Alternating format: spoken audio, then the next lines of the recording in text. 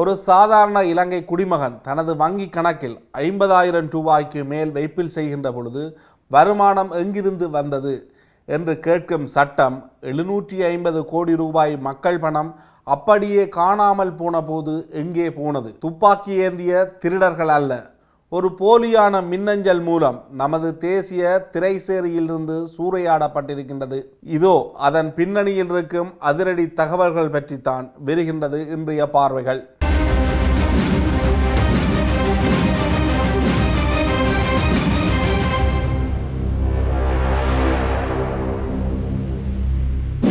பல தசாப்தங்களாக நமது வெளிநாட்டு கடன் விவகாரங்கள் இலங்கை மத்திய வங்கி மிக கச்சிதமாக பாதுகாப்புடன் கையாண்டு வந்தது. ஆனால் திடீரென்று ஒரு நிர்வாக ஆணவத்தால் அந்த பொறுப்புகள் திரைசேரியின் வெளிநாட்டு வளங்கள் திணைக்களத்துக்கு மாற்றப்பட்டன. இதுவே இந்த ஊழலின் ஆதி பாவம் என்ற விமர்சகர்கள் கூறுகின்றார்கள்.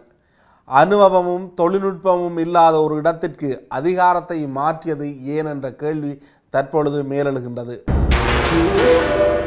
ஆஸ்திரேலியாவுக்கு செலுத்த வேண்டிய 2.5 மில்லியன் மதிப்பான டாலர் கடன் தவணை ஒரு போலி மின்னஞ்சலை நம்பி வேறு கணக்கிற்கு மாற்றப்பட்டுள்ளது. எந்த ஒரு சாதாரண தனியார் நிறுவனத்திலும் கூட பலகட்ட உறுதிப்படுத்தல்கள் இருக்கும். ஆனால் கோடிக்கணக்கான டாலர்களை அனுப்பும் பொழுது வாய்மொழி உறுதிப்படுத்தல் கூட இல்லாமல் பணத்தை அனுப்பியது வெறும் தவறா அல்லது திட்டமிட்ட அலட்சியமா?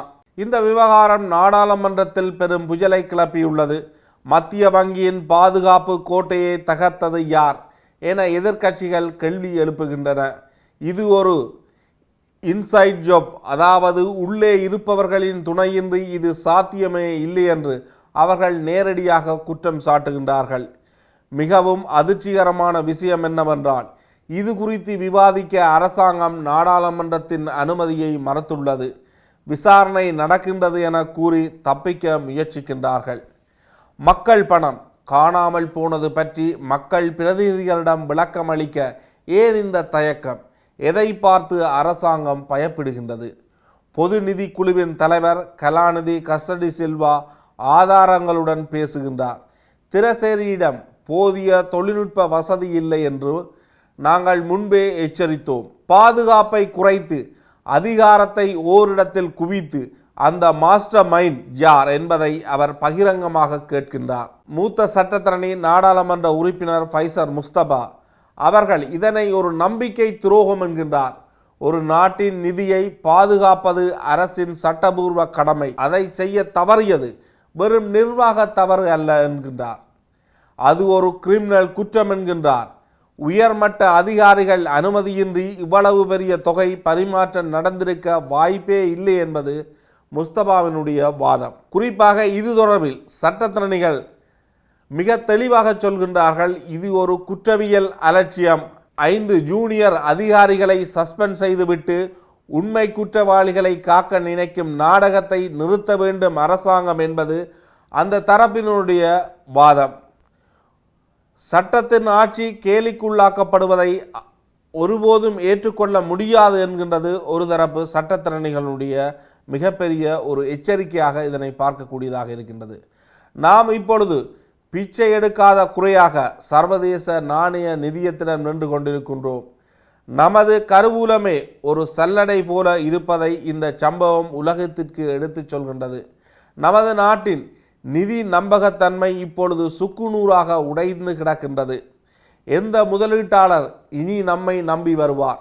750 மில்லியன் ரூபாய் என்பது நாம் ஒவ்வொருவரின் வரிப்பணம், நமது பிள்ளைகளின் பால்மா, நமது பெற்றோரின் மருந்து செலவு. இதை ஒரு சாதாரண இமெயிலில் போக அனுமதிப்பவர்களை எப்படி சும்மா விடலாம்? அரசாங்கம் விவாதத்திற்கு ஏன் பயப்படுகின்றது என்ற உண்மையை மக்கள் மன்றம் கேட்க வேண்டிய நேரம் இது. அதே நேரம் கஸ்டடி சில்வா இன்னும் ஒரு விடயத்தையும் தற்பொழுது ட்விட்டரில் பதிந்திருக்கின்றார். டித்வா சூறாவளி காரணமாக மிகப்பெரிய ஒரு அழிவு இலங்கை சந்தித்தது. அந்த அழிவை மீண்டும் கட்டியெழுப்பதற்காக ரீபில்டிங் ஸ்ரீலங்கா என்ற ஒரு கட்டமைப்பு உருவாக்கப்பட்டது. இது உலகத்தில் இருக்கின்ற 40க்கு மேற்பட்ட தன்னார்வலர்கள், இலங்கையினுடைய புலம்பெயர் சமூகம் மிகப்பெரிய அளவு நிதி பங்களிப்பை வழங்கியிருக்கின்றது. ரீபில்டிங் ஸ்ரீலங்கா இது சட்டபூர்வமாக ஸ்தாபிக்கப்படவில்லை. அதன் இருப்பு தொடர்பிலேயே பாரிய சந்தேகம் இருப்பதாக தற்பொழுது கஸ்டடி சில்வா தனது ட்விட்டர் பதிவில் மிக முக்கியமாக இதனை வலியுறுத்தி இருக்கின்றார். இலங்கை ஒரு கட்டமைப்பு ரீதியிலான மாற்றம் தேவை. ஊழல் அதிகார துஷ்பிரயோகத்துக்கு எதிராக கொதித்தெழுந்த மக்கள்தான் என்பிபியினை ஆட்சிக்கு கொண்டு வந்தார்கள். என்பிபி ஆட்சி பீடம் ஏறியதிலிருந்து டாக்டர் தொடர்பில் மிகப்பெரிய சர்ச்சை ஏற்பட்டு சபாநாயகர் பதவி விலகினார். அதன் பின்னர் அவருடைய குடும்பம் விபத்துக்களை சந்திப்பதில் போலீசார் மேற்கொண்ட விசாரணைகள், அது தொடர்பில் சந்தேகங்கள் ஏற்பட்டன, மிகப்பெரிய விமர்சனங்கள் ஏற்பட்டது. அதன் பின்னர் 300 சொச்ச கொள்கலன்கள் விடுவிப்பு தொடர்பில் இந்த நாட்டின் அரசாங்கத்தின் மீது மிகப்பெரிய சந்தேகங்கள் ஏற்பட்டது. அதனைத் தொடர்ந்து நிலக்கரி ஊழல் என்ற ஒரு விடயம் மிகப்பெரிய ஒரு பேசுபொருளை உருவாக்கி அமைச்சர் செயலாளர் தங்களுடைய பதவிகளை ராஜினாமா செய்திருக்கின்றார்கள். அது நம்பிக்கையில்லா தீர்மானம் கொண்டு வரப்பட்ட பொழுது 3-2 பெரும்பான்மை நிரூபிக்கப்பட்டது நாடாளுமன்றத்தில். எனினும் மக்கள் மன்றத்தின் அது மிகப்பெரிய கேளிக்கையை உருவாக்கியதன் விளைவு அவர்கள் தங்களுடைய பதவியினை ராஜினாமா செய்தார்கள். தற்பொழுது இலங்கையினுடைய நிதி அமைச்சராக அனுரகுமார திஸ்ஸநாயக்க தான் இருக்கின்றார். நாட்டின் ஜனாதிபதிக்கு தெரியாமல் இந்த கொடுக்கல் வாங்கல் இடம்பெற்றதா? 2.5 மில்லியன் வேறொரு நபருக்கு வங்கியினூடாக பரிமாற்றம் செய்யப்பட்டிருந்தால் 4 மாதங்கள், இது இடம்பெற்றது தை மாதத்தில். ஆனால் இந்த 4 மாதங்களும் இந்த விடயத்தை ஏன் அரசாங்கம் மூடி மறைத்ததென்ற மிகப்பெரிய ஒரு கேள்வி எழுகின்றது. இதன் பின்னால் ஜனாதிபதி இருக்கின்றாரா, ஜனாதிபதிக்கு தொடர்பு இருக்கின்றதா என்றெல்லாம் தற்பொழுது எதிர்க்கட்சிகள் பாரிய விமர்சனங்களை முன்வைக்கின்றார்கள். உண்மையில் கட்டமைப்பு ரீதியிலான ஒரு மாற்றம் ஏற்படவில்லை.